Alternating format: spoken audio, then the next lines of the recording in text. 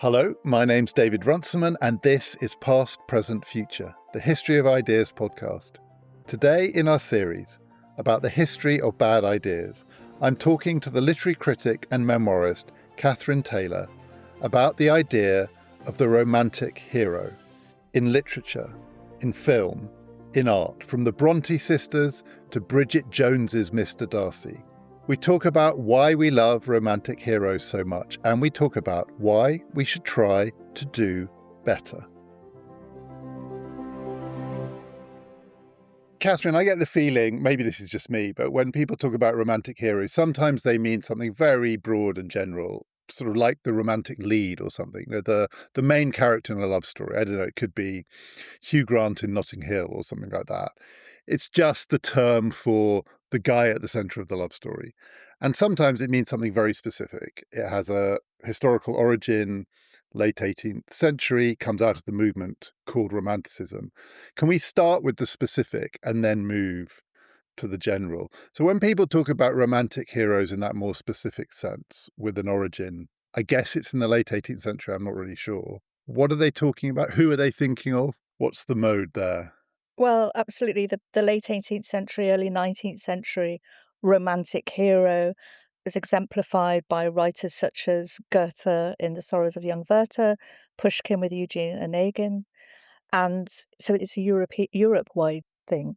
And of course, I think what we tend to focus on very much is the British phenomenon, if you like, with the whole of Romantic literature, particularly personified by writers such as Byron, who became so identified with his own work and so much a larger-than-life character that he was the romantic hero of his life, if you like. But also he wrote these extraordinary epics such as Don Juan and Childe Harold, which feature the solitary man on a quest. He's self-determined. He has, a mysterious past. These things all get very mixed up in, I suppose, in the personification of the romantic hero in later literature, particularly as popularised by writers such as the Brontes, two Brontes I'm talking about here, actually. Emily and Charlotte have a lot to answer for in terms of how the romantic hero has I suppose, been written down the ages. Anne Bronte was pretty much very much anti the romantic hero. And I think that's something else that we could possibly discuss when we come to talk about them. But there are also several kinds of romantic heroes. So again, we have the Byronic hero, dark, mysterious, possibly quite cruel, the mad, bad and dangerous to know. And then we have the kind of tragic idealist, as personified by Les Miserables, Jean Valjean. And so I think these meld together into a standard romantic hero of fiction and culture, books such as Twilight, for example, where there's a redeemed hero. He's a bit moody, he's a bit repressed, but he can be redeemed by the love of a good woman. Or 50 Shades of Grey, for example, where you take it into that sort of erotic area, but it's seen as very transgressive, but actually these books are very safe. So this might sound like a naive question. As you say, in that late 18th, early 19th century version of it, the classic examples, these are solitary men or troubled men, but they may also be passionate, they may be cruel. Does love always feature in the sense, there's capital R romantic and there's small r romantic? And when we talk about romance, we often just mean love. And you said towards the end there that one of the versions of this is redeemed by the love of a good woman, or possibly tortured by the unrequited love that this hero feels. Werther eventually commits suicide because it's unreciprocated, and we'll come on to how it sets a bad example for all the young men who then went and killed themselves. That's a separate question. But is it about love? I mean, is at the heart of this something to do with, and in these versions it's going to be a man and a woman, something to do with romance in our more everyday sense of that word? Well, the word has changed so much and it's metamorphosed through the centuries. So the original sort of romantic movement was all about pantheism. It was that connection to nature And again, that's another facet of the early romantic hero. He's very concerned with nature. He extols nature. I would say he's almost on the way to being an atheist because as you move through the 19th century and come to Darwinism, for example, it's no longer religious awe. It's not necessarily religious awe that is filling the romantic hero's mind. Wordsworth, for example, in his poetry, it's nature. So he's a paradox as well. He's a complex man. Complicated, as we would say now.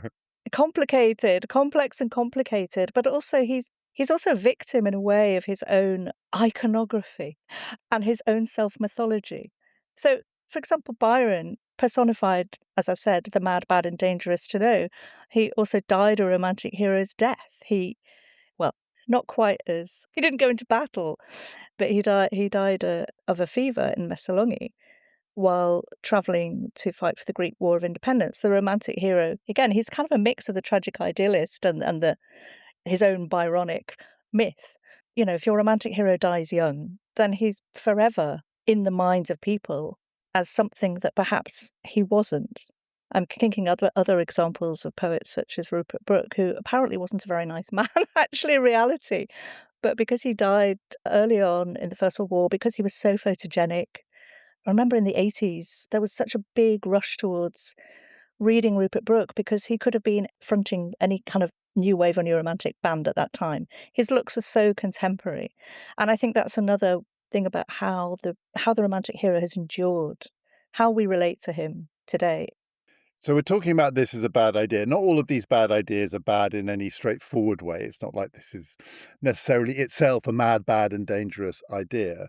But, there are temptations and pitfalls in a world in which the idea or ideal of the romantic hero is one to which men are encouraged to aspire, that readers are encouraged to relate to.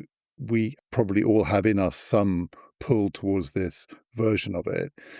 Before we get on to more recent examples and later examples and how it plays out in pop culture, in that earlier version, the late 18th, early 19th century version, what do you think was, I'm going to put it bluntly here, what's wrong with this idea? What's wrong with valorizing men? And it is men, we'll come on to the heroines of these stories, many of whom die in the stories. What's wrong with valorizing men in these terms? Well, those periods were, of course, synonymous with the man who has to be and do everything to show that he's masculine. And, when you think about Pushkin dying in a duel, for example, in 1837, or again, Byron fighting for the Greeks, it's that pressure. Perhaps it's not even realized that psychological and internal pressure to be this alpha male. And I think, of course, that's very problematic because it sort of leads almost perhaps to a split personality, but it also leads to further oppression of anybody who isn't that alpha male.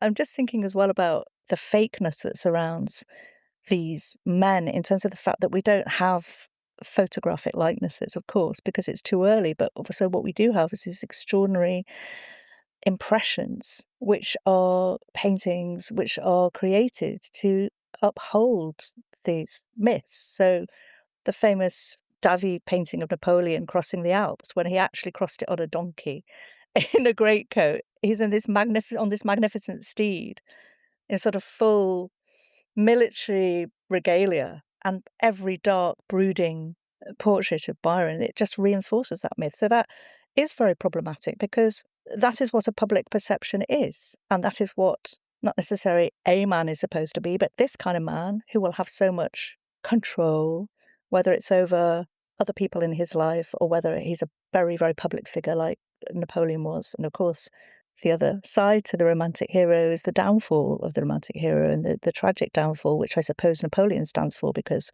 of course, he achieved so much and yet he went into exile and died in isolation. Does it also excuse bad behavior? Is this part of the problem here? So there is, who are the romantic heroes? We have to have identifying characteristics.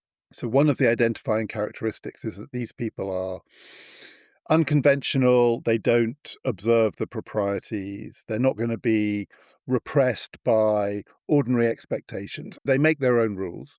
That's one excuse for bad behavior. There's also the version, I guess it's the sort of Mr. Darcy version, which is it excuses bad behavior in a way because the thought is there might be a heart of gold behind the bad behavior, and it's incumbent on other people, particularly women, particularly young women, to sort of chip away at the bad behavior to allow this man to be his best self. But all of it seems like it enables men to behave badly and not just get away with it, but be celebrated for doing it. Celebrated for doing it and also then excused for doing it because it'll take the love of a good woman to bring them out of themselves. Yes, I mean, it seems so banal, doesn't it? And yet we still fall for it every time. The other problem with someone like Byron is that his publicity and his myth has far outlived his work and how seriously that is taken. So Byronic, you think about Byron, you don't necessarily think about the exquisite poetry. You think, oh, well, it's a shame that those letters were burned and we can't read them. Or you think about what other people have said about these characters and how their reputation rests on that. So, in a way, perhaps that's the true meaning of the romantic hero, that we don't ever know them at all. But of course, an excuse to get away with terrible things. I think also another factor of the romantic hero is the romantic hero who doesn't appear to be the romantic hero. So if we think about Liaisons Dangereuses, which is that extraordinary setup of deceit, it's very cold and very calculating, and the man who connives with his former mistress to seduce this young woman and ends up falling in love with her. That's an extraordinary twist, and a woman is ruined by seduction, just as in Clarissa Samuel Richardson, which isn't seduction, it's actually not seduction, it's rape, for example. I think that's something else to talk about with the romantic hero, is that the idea of seduction, which of course we know much more clearly now to be coercion and assault, the getting away with that has been underlined and has been excused. And literature has, I suppose, held up a mirror to that, either perhaps implicitly condoning it or calling it out. In Les Liaisons Dangereuses, as you say, the behavior it's not just bad behavior, it's wicked. These people are wicked. They're cruel, they're wicked, they're quite funny. They are themselves quite seductive characters, but they're monsters. Monsters, I don't know if they're redeemed by love, but they are, in a way, reformed by love. He falls in love, and then he dies too. Death is part of it. But love, it becomes the excuse for this appalling behavior. Yeah, and I think that's why I chose this notion, this archetype, as a bad idea, because let's just go forward into what we now know as coercive control and into domestic violence and people who are trapped in relationships with the sort of typical love bombing man who also withdraws, comes back, withdraws to control. And that's why I think that this is such a dangerous archetype, because it permeates and it permeates your consciousness. When I was a teenager, I'm also thinking of the girls' magazines, teenagers' magazines, and like My Guy and Photo Love. You won't remember these, David. No, I have two sisters. I remember them very well. I used to read them occasionally. But they would be exactly along the same lines. Jackie magazine, it's, you know, trying to understand the behavior of a boy or a man. Women took a long time, or the movement took a long time to think, well, actually, what about women's needs and women's ideas? But I think there's so much of that element. That's what I find so very dangerous. And I think we perhaps should go on to perhaps the most famous romantic hero of all, which is Heathcliff. He stands for so many different fantasies, perhaps, and he is reiterated again and again in film. We've just had Emerald Fennell's, I wouldn't call it an adaptation. I got it an interpretation of Wuthering Heights. Well, it's the title's in quote marks, isn't it? Well, very much so. It's Saltburn in Yorkshire in the 19th century. It's taking all the elements of the book that Fennell found marketable and commercial and interesting to her, which is about sex which never really takes place in Wuthering Heights. And it's all about that kind of lust, or there's this sense that you can't, your souls are tied together. There was one trailer for it where I think Jacob Elordi as Heathcliff in a really bad wig, looking like Charles Manson, who's probably not any ideal of a romantic hero, has his hand in Margot Robbie's mouth, and someone had written on social media, looks like he's worming a cat. So the sort of erotic charge of that. But why, in the first place, is this being presented to us? The tall, dark, handsome stranger, that was sort of the ideal boyfriend I aspired to and not through reading Wuthering Heights as a young girl. It seems to me that one of the things that this archetype enables, excuses, is that going right back to the origins, these are on the whole outsiders. As I said, these are people who reject convention. That's part of the archetype of the romantic hero. Solitary, loners, often unhappy. And then there's the rest of life going on, and there they are on the edges, on the fringes of this in one way or another. They've either withdrawn or they've been rejected. And it's incumbent on all the rest of us to understand them. The dynamic here is their behavior is not something that we can say, we're not interested because, they've taken themselves off over there.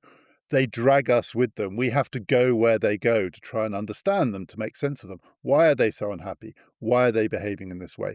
We're almost not allowed to judge and condemn in the version of because the way that the genre works is, in the case of fiction, to draw the reader in, to want to know what lies behind it. And that is part of the problem, because I think it ought to be possible to say, I'm not interested. I'm not interested in what lies behind the behavior. I'm more interested in the behavior, and I don't like it. Absolutely. I mean, calling out sort of rank sexism and misogyny, being totally antisocial and misanthropic, these are not good qualities, are they? And they're also very standard qualities. They're not unusual qualities. So I think the whole problem with the romantic hero is that he is deemed to be unusual and special and different. And we've heard so many excuses for particularly male behaviour under these descriptions, given under these descriptions. So I think also the other thing about the romantic hero, particularly in literature, is that we never remember his first name. Who remembers that Byron was George Gordon or Mr. Darcy is Fitzwilliam? Gordon and Fitzwilliam are not so romantic, are they? Gordon. And then you have the mnemonic Heathcliff, which that's why I think he's just so important. Who remembers that Frankenstein was called Victor, for example? The name Gordon makes me think of one of the great anti-romantic hero works of popular culture. Do you remember Gordon is a Moron? So I think if we remembered that Byron was called Jilted John. Jilted John. Remember, that's his name as well. And I think that's very important. And it is portraying Gordon as the archetype of the romantic hero. And Jilted John is speaking for all of us when he's able to say, no, he's a moron. He says other things about him too. He's a moron. Gordon is a moron. We all sang along to that at school. And it was not very fortunate being called Catherine when Kate Bush's Wuthering Heights came out in 1978 and being in primary school. I love Kate Bush's music, but I hate that song because if someone's wailing Kathy at you. I think also, I remember Bush saying later that she'd never read the book. And the interesting thing going back to the sort of the Fennel Wuthering Heights was that a lot of people, perhaps particularly in the younger generation or younger people, had seen it and then said, oh, and then I started the book and it was nothing like it. And you think, no shit, Sherlock. Can you explain there have been lots of versions of Wuthering Heights, there have been lots of versions of Pride and Prejudice. But in the mid-90s, the Colin Firth Darcy thing, which anchored, among other things, Bridget Jones and that version of whatever it is that we're talking about. So the Darcy version is a particular version. He's not Byronic particularly, but it is a version of the romantic hero for sure. And it includes bad behavior that then gets revealed to have an underlying cause or an explanation, which both excuses it and romanticizes it.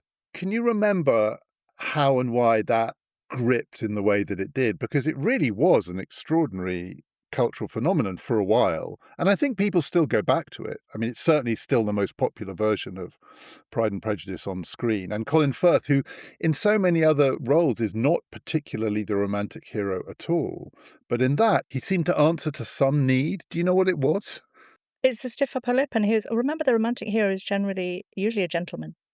So the mid-90s I mean, just before we had this, particularly obviously in the UK, we were the last gasps of Majorism, Thatcherism, we would be getting the bliss, let's to quote Wordsworth, bliss in that dawn it was to be alive, as he said of the French Revolution, when the Blair government came in '97 for all its subsequent faults.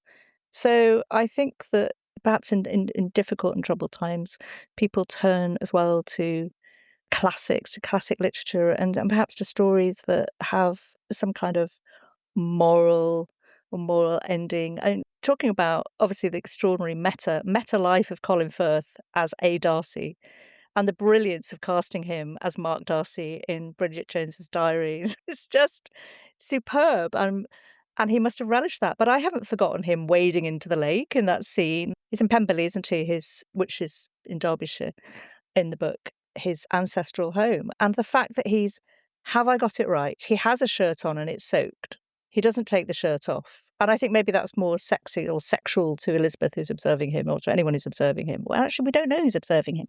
We are observing him.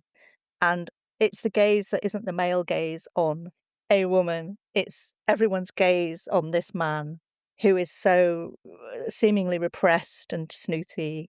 And then we see this kind of slightly sensual aspect to him, which is incredibly compelling. And I suspect that moment, which probably Firth had no idea what it was going to do to his career, because again, it's that whole thing about being indistinguishable or inseparable from a character that you've created, a fictional character. I mean, Austen was very clever about her romantic heroes.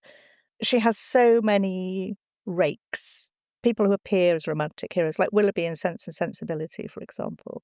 But they're definitely bad boys. They're absolutely no good.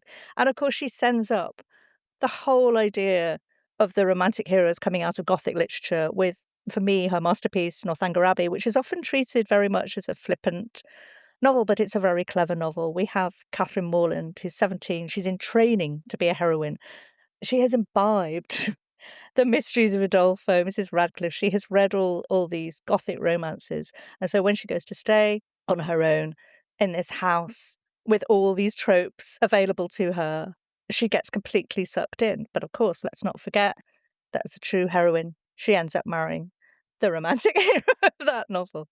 With Darcy, as you say, the Jane Austen version of it is obviously, it's ironic. A lot of the versions of the romantic hero in Jane Austen are in various ways being satirized.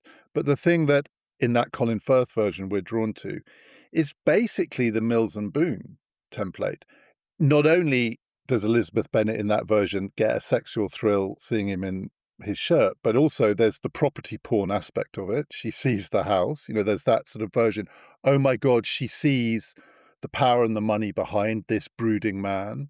She gets a glimpse of the way in which there's another future opening up for her if she plays by the rules, which is she's going to have to bring out what's good in him. And it becomes, in a way, her job to do that. She has to also admit that she got him wrong.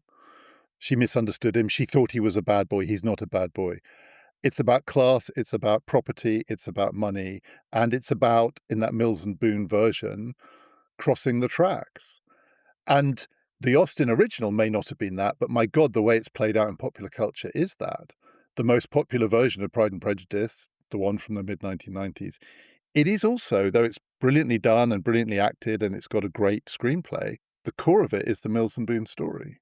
Yes, it's got a lot to answer for, hasn't it? But I think also it's the way that people read Austen, because just reading Austen as a romantic novelist, I remember when I studied the Romantics at university, it was mainly the male poets, obviously, like Shelley, Byron, Keats, Blake, who doesn't really fit into that genre. And then you'd have, we better have Jane Austen. Well, she didn't fit into that either. It was just really about the chronology, the timing. So I think that, people read Austen for romance, purely romance, they're going to be very disappointed. But I think that's also why she's so clever. I don't think you'd have Gilly Cooper, for example, without Jane Austen, or many other writers, because in a way, Cooper is a sort of 20th century, 21st century Jane Austen in her writing. I'm not just talking about the Bonk Busters, but I'm talking about the books that Cooper wrote in the 1970s, Harriet, Olivia, which were much more sophisticated than Mills and Boon and had more sex than Mills and Boon. But it was usually about a young woman who was disadvantaged in some way getting the man by the same means.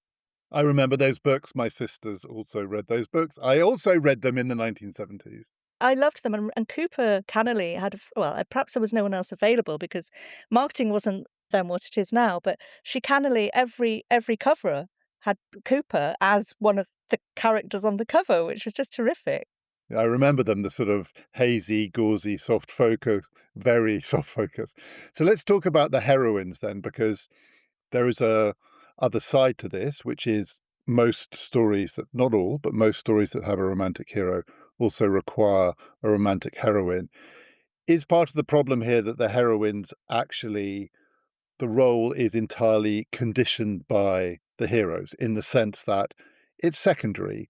It is facilitating the main engine of the story, which is to get to the heart of the romantic hero's narrative. Are romantic heroines the add-ons in these stories? They're the opposite. I suppose they're not necessarily the add-ons, but for all that the romantic hero is a solitary man, perhaps it's felt that he needs somebody to reflect back to him what his ideals are, what his personality is deemed to be, what his frontage, if you like, what the superficiality is. And of course, where the romantic hero is active, the romantic heroine is very often passive. And so it's not a relationship or an alliance of equals. I think Jane Eyre, for example, is a very interesting book because the book is about Jane Eyre, obviously it's titular, and it's about her moral and psychological quest for independence. And she's very passionate, but we're always told that she's plain. And then she comes into the sort of aegis of Mr. Rochester in that typical governess role, which of course all the Brontes wrote about because that's all they knew of work, for example, in the outside world. And he is, again, like Heathcliff, the typical sort of Byronic, mysterious, dark, brooding past. Mad wife in the attic. I think we should talk about that in a bit. And then, of course, there's a fire and he isn't killed, but it's really quite sadomasochistic. He's blinded, so he becomes emasculated. And she rises. She has kind of achieved everything. She looks after him. But he's not an alpha male anymore, he's kind of a beta male. Her story, her liberation depends on him. So for the romantic hero, there is a notion of self-creation in all of those stories. They decide for themselves, the romantic heroes, and then we either do or don't allow them to pursue whatever path it is they've chosen. But the heroines have it decided for them, in the sense that the fate of Jane Eyre is entirely conditioned by the fate of this man.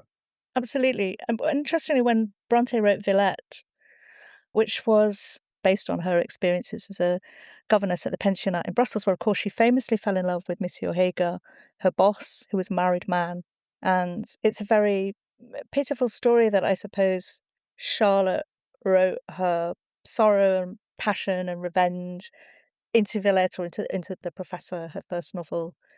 But it's also quite an extraordinary book because it's such a departure from Jane Eyre. It's a real psychological novel. The romantic hero, the love interest in this disappears. We don't know whether he's alive or dead at the end of the book. Lucy Snow, the clues in the name, unreliable narrator par excellence. I think that Charlotte had massively matured in terms of her writing by the time she came to write Villette. And I really want to talk about Anne Bronte because she is the forgotten sister in terms of where we are with the writing and the romantic heroes. The Brontes had their own romantic hero in their family, their brother Bramwell, the flawed. Again, it's the flaw. There's also another thing about romantic hero, that the romantic hero has a flaw, and Bramwell was an addict. He had a flaw. Anne suffered from this the most because they were the closest in age, and when Anne was a governess at one house, he was the tutor, and he had an affair with the wife, the mistress of the house, and they both got the sack, he and Anne. And Anne she's always depicted as slightly humorless, religious, but she wrote The Tenant of Wildfell Hall, which is the first novel about coercive control and domestic violence. There aren't any real male romantic heroes in that. She totally eschewed the Byronic ideal, which Charlotte and Emily have been obsessed with ever since childhood when writing their little books about Gondel and Angria. and about, the novels of Walter Scott, who I suppose wrote romances quite self-consciously, wrote romances. So I think it's that's quite interesting dynamic within one family of writers, which of course they are perfect for us because we haven't really seen their kind since, but they're also so responsible for this rather burdensome myth.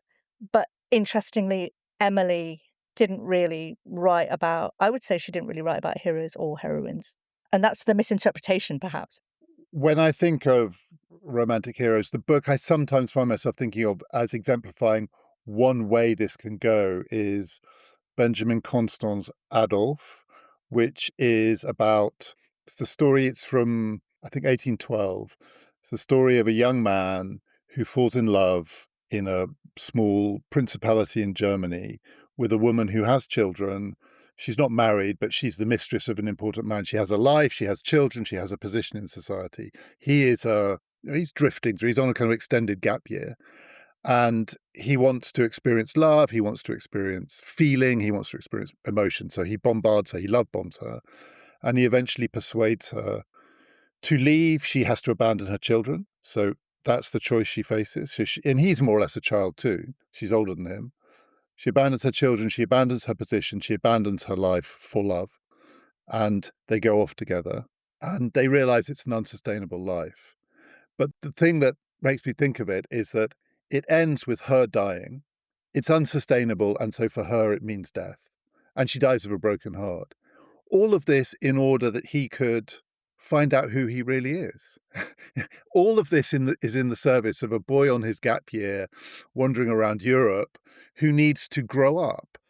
And in order that he can grow up and recognize where emotion and feeling fits into the world, the woman has to die having abandoned her children.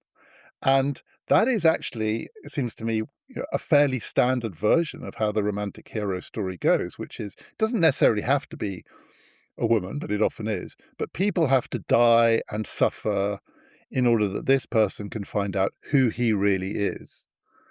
And it's the wrong way round. Who cares who Adolphe really is? She's dead, and you killed her.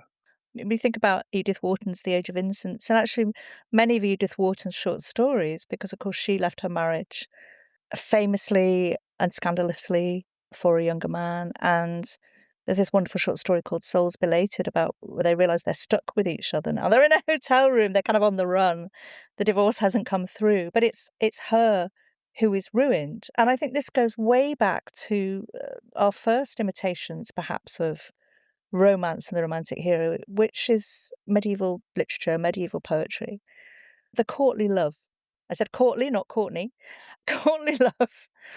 And so that sort of set this extraordinary archetype, which has evolved over centuries, but perhaps not very much. I mean, if you think about the modern day equivalents, Romanticism, for example, being one of the biggest sellers in books now. And it's this fantasy element that perhaps appeals. I can tell you who my romantic hero is, or my earliest romantic hero, apart from Zebedee in The Magic Roundabout, was Meursault in L'Étranger. So this is somebody who commits a fatal crime at the beginning of the book. He's a bad boy, mother died today, or was it yesterday? There's famous opening lines. He's ambivalent, and that's extraordinary matter of when he wants to hear jubilation as he's put to death.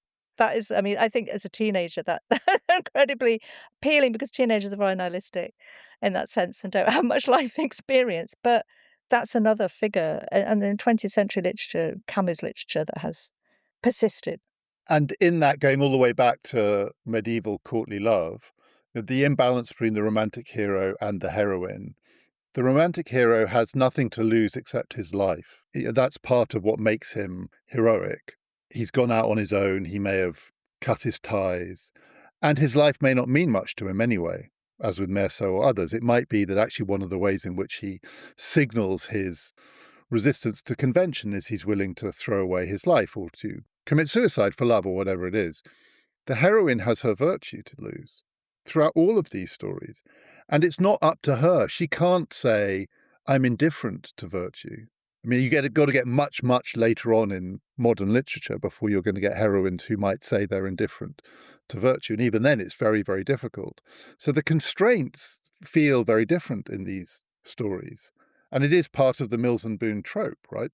There is virtue on one side, and in a way, there's vice on the other side. And the man is allowed to be vicious, but underneath it, there might be a heart of gold. But on the heroine side, there is this aspect to it where the stakes are higher. They just are higher. You can be ruined. You can be Edith Wharton. You can be Eleanor in Adolphe, which is once you've made your decision for love, you have ruined yourself. And in Adolphe, when they find themselves in a hotel somewhere in Europe and realize they're bored, he can think, oh, this is interesting. Her life is over. This is also, as you say, a woman who's left everything. She's left her children. And that is such a huge stake because, of course, children will never be recovered in so many cases. I'm thinking, as you're speaking about the Portrait of a Lady, Henry James, in which, interestingly enough, Joel Malkovich, who's in Layers and Dangereuses, and he also appears as the anti-romantic or romantic hero Gilbert Osmond in the wonderful Jane Campion film, which I always urge people to see because it's not so well known, with Nicole Kidman as a brilliant Isabel Archer. Isabel Archer has come into money unexpectedly. She uses it to travel to Europe, and then she is preyed upon by Osmond, who seduces her with her ideas about herself, but really he's after her money. There is already one woman whose reputation has been ruined, which is his previous lover, with whom he has a child, who's kept in a convent. And he's not just a predator, he is a domestic abuser. But she goes back to him. I think that is really implied at the end of the novel. And I think that's why it's such an extraordinary book, because it really lets us.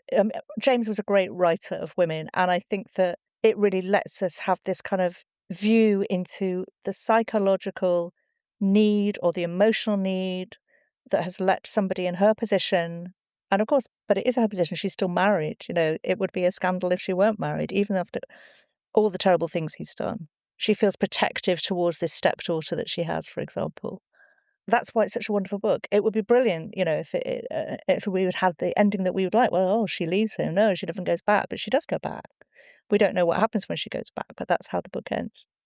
I want to ask you about the 20th century romantic hero Bad Boys, the kind of James Dean version of this. Do you think the James Dean version of it is just another iteration of the Byronic version or whatever it is? Or do you think it has its own particular problems? I think the invention of the teenager, if you like, really came to the fore in post-war, particularly American literature and film. And Rebel Without a Cause is kind of one of those. I mean, it was such an old film when I was a teen, but we all had to see it. That was the film you had to see. And I remember, I don't know whether James Dean had a kind of revival, but I watched. I mean, it's the same with East of Eden. He plays all the same sort of mumbling, inarticulate, yet incredibly desirable characters in all three of his films. Giant. Dean as well lived a life that seemed inseparable from that character, and he had a violent and high-profile death, which to me is also part of cementing that legend, isn't it? So, yeah, I think it is a continuation, but I think it's also led to a kind of interesting sort of subgenre from, let's take a film like Grease, for example, where you have John Travolta. I mean, they're not bad boys, are they? Because it's just very innocuous. But, he's with these guys and he loves this girl from the other side of the tracks. And so that's that sort of love story. But actually, I always think Saturday Night Fever, sorry to talk about, but again about the romantic hero, is much more interesting film because it's an adult film. It's a very dark film. It's about class, it's about poverty, it's about religion, and it's about how people who have awful lives, not really awful lives, perhaps they're ordinarily awful lives, I don't know. This is the way that they escape through dance, through music, through culture, and he's a different person on the dance floor, but he still aspires to this woman that he can't have. And then, again, that's a kind of sort of slight role reversal. And then it turns out that she as well is on the make. And so I think it's a very interesting story. Do you think at the heart of the problem with the idea of the romantic hero is not simply that the archetype itself let's say, sets a bad example. But you described it when you were young. These were the these were the men, the boys, the figures, the fantasies to whom you were drawn. But obviously for the boys, I'm sure it was true at that time, the boys who were going to see James Dean, these are the models to whom they aspired. And it's not available. It's actually, the illusion here is that you can be an outsider, you can set your own rules, you can be a self-defined creature in a world of convention, but you can't. And so the way it plays out, it's a bit like the young men who killed themselves because they'd read The Sorrows of Young Werther. The way it plays out is not as romantic heroism, it's as something much more squalid than that. Yeah. And just going back to basically to Bramwell Bronte, that sort of addiction. Kerouac is another example of that. I mean, I'm not a beat literature fan, but I think the whole story of Kerouac is really interesting. And of course, he was slightly older, so he wasn't a young man, but his myth has outlived perhaps his literary reputation. And again, he was definitely the bad boy of beat literature, but he also had a life, and so many of his associates had lives of squalor and indignity. And remember to think about the non-attributes that are given to the character, such as, oh, he's jailbait, don't go near him. And there's, oh, I must. I think the other idea is that the romantic hero, and we're getting perhaps this complete amalgam of what we mean by a romantic hero, is supposed to be, he's sexier. He's sexier than your standard guy. I mean, I think the interesting thing about the sort of meta Darcys, if you like, with Colin Firth in Pride and Prejudice and then Bridget Jones's Diary, is that he's a much more, obviously he's a much more likable character in a less misanthropic. He's probably just shy in the Bridget Jones's Diary, and he wears this awful Christmas jumper, and he's willing to send himself up.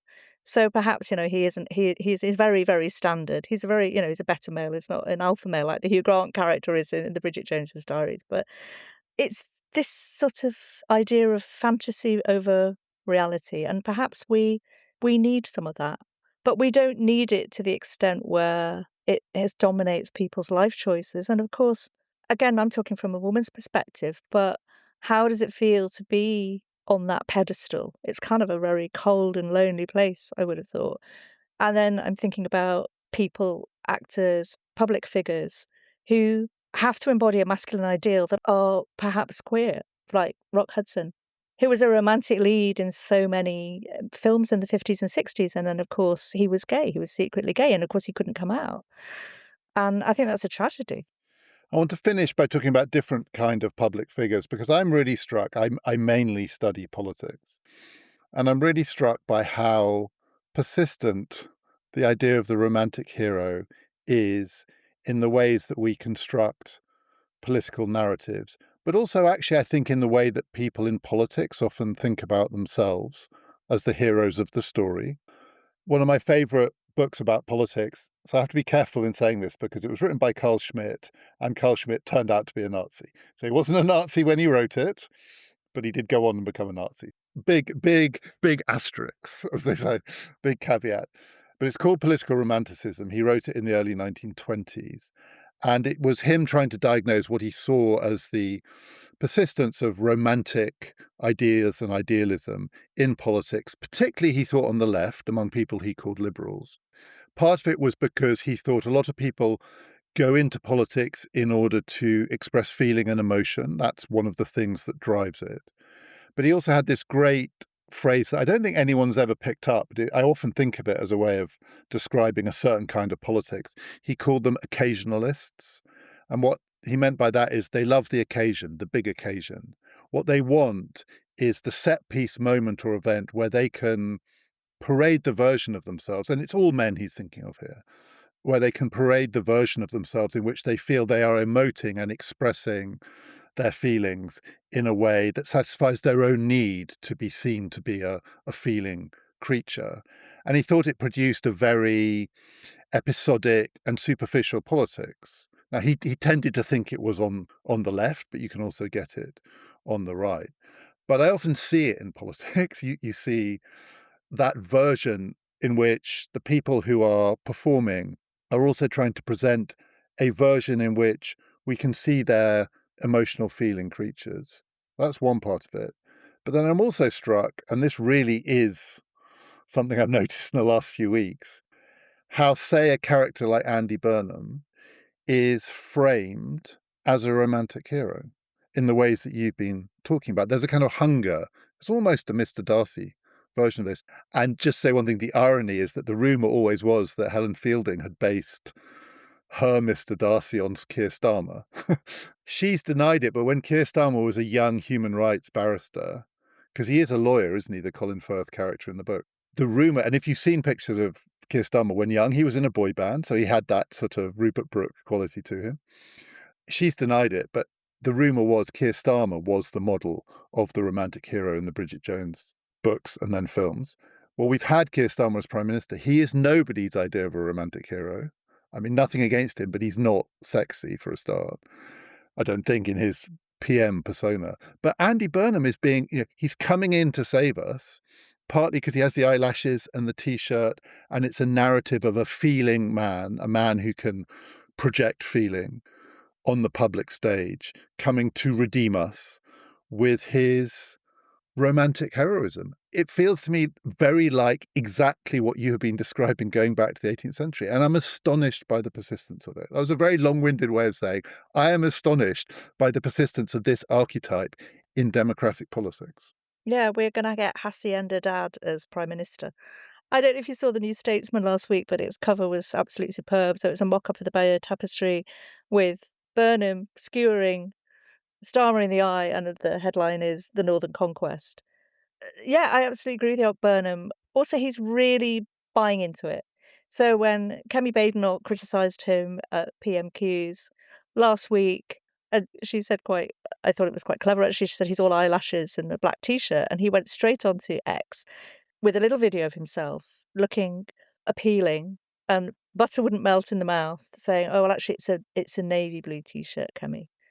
And when he took his oath in the House of Commons, and what is it? Somebody shouted out, "You're not the Messiah," and he said, "No, I'm a naughty boy." It's straight from the Monty Python Life of Brian, and so this to me feels like the word for this is occasionalism. This is exactly what this is. oh, it totally is occasionalism. There's also an interesting dynamic there. The Labour Party has a problem. Don't think it's a romantic hero problem, but it has a problem that it only ever can bring itself to elect men as its leader. White men. The Tories are on their fourth female leader, their second person of colour. Labour Party, it's white men. Sometimes northern, more often not even northern. And actually quite often, like Blair, quite posh. And Blair was a kind of romantic hero in his way, the Bambi version, but still. And then it creates this dynamic which you can see around Burnham, which is he has to surround himself with women in order to show that he's not that masculinist archetype. Gordon Brown, I think, would be the brooding Heathcliff version, but Gordon Brown seemed to be comfortable in the company of men. So Burnham has to surround himself with women. Every photograph you see of him, he's got often young women. But it's an odd way of trying to show that you're not the cliched version of the dominant man because you're surrounded by young women. Do you remember the Blair's Babes or the intake in '97? To me, it's just a repetition of that. And the selfie that Burnham took, 200 people with him. I mean, it is like something from a much older literature in which the conquering hero comes to Westminster Hall and the hordes just gather and they just want to touch the hem of his garment. It's very embarrassing. I think there's also been so much on the fact that he studied English literature at Cambridge, and you had John Mullen, who was being interviewed about, oh well, you like Philip Larkin. I was like, this is what he's going to be like a prime minister. I just want to say, all the humanities are being absolutely hollowed out at the moment. So that's what I'd like Andy Burnham, who studied English literature at Cambridge, to be champion. What was interesting about the John Mullen article about Burnham was it was also about Burnham's romance at university with the person that John Mullen described as the coolest girl in college. And in the account that he gave, he said everyone assumed that she picked him, he didn't pick her because she could pick any of the boys. And he was thought to have lucked out. But then he allowed her to go on blind date. And it's like something from a good 1990s sort of one day David Nichols style novel about the boy and the girl. She's the cool girl, he's the boy with the eyelashes. I think he was older than her. And John Mullen wrote it as a romance. I mean, I was gripped. I have to say I was completely gripped. And then I went online to look at the blind date stuff as well. In all of this, by the way, say life is a bit like fiction, but it's what it is not is a tale of romantic heroism. The creation of Burnham, and I think the politics are very interesting, but it's got sort of wrapped up in this other thing, which is the archetype we've been talking about, and it is not healthy. And it produces these distortions, including the dynamic between him and the women politicians, him having to talk about women in a particular way in order to prove he's not the masculinist archetype, but he's mansplaining what it is to be a northern woman. I mean, it becomes farcical. Absolutely. And also, I think, wasn't there an article this week, was it in The Spectator, or some article saying he's the first female Labour Prime Minister because he's so in tune with what women want? But no, he isn't, is he? Because he's a man. He's a man. No, in the same way that Bill Clinton was described as America's first black president, except he wasn't. And that's the trouble with making the men the heroes of these stories. They have to be all things to all people in the end. And also they start to believe in them themselves. And I think that's also that whole idea about politicians and power and the way that we see people shift, often from left to right, because they come into power and power is all that they see. And that happens to men and women politicians as well. Well, maybe if it's true, as John Mullen reports, that, like everybody else, Andy Burnham's favourite novel is Middlemarch and his favourite poet is Philip Larkin. I don't know if you think Middlemarch conforms to the romantic hero archetype or not, but it feels to me that Middlemarch and Philip Larkin are, between them, actually quite a good antidote to this. They are, though Larkin obviously was... He was a racist and a misogynist, but what he wasn't was a mythologizer of the romantic hero. No, and he was a brilliant, brilliant poet. But George Eliot is much more interesting than that. A woman who herself wrote under a male pseudonym but lived an incredibly unconventional life. And in a way, you could say hers was the life of a kind of a romantic heroine of a kind. But it is so different from the archetype that we've been talking about. And these are outliers, absolutely.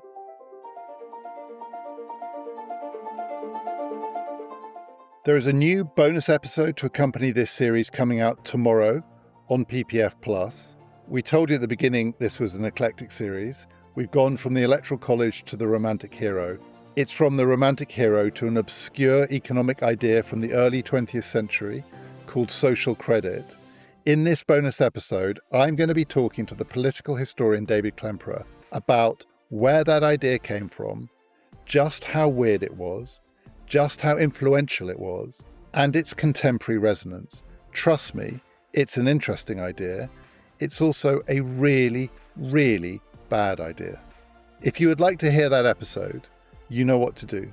Click on the link in the show description or go to our website ppfideas.com. There are well over 50 bonus episodes waiting for you as soon as you sign up. It costs just £5 a month, £50 for the year, and you will get 2 bonus episodes every month from now on, ad-free listening, automatic sign-up to our fortnightly newsletter, and we would love to have you join. It is the best way of supporting this podcast. You will also learn about social credit. It's more exciting than it sounds. Next time, in our regular slot, another rather different kind of idea. I'm talking to the literary critic Ian Ellison about the history of the idea of decadence. Why does an idea that people condemn also attract so many people to its cause? What's so decadent about the idea of decadence? That's next time. This has been Past, Present, Future.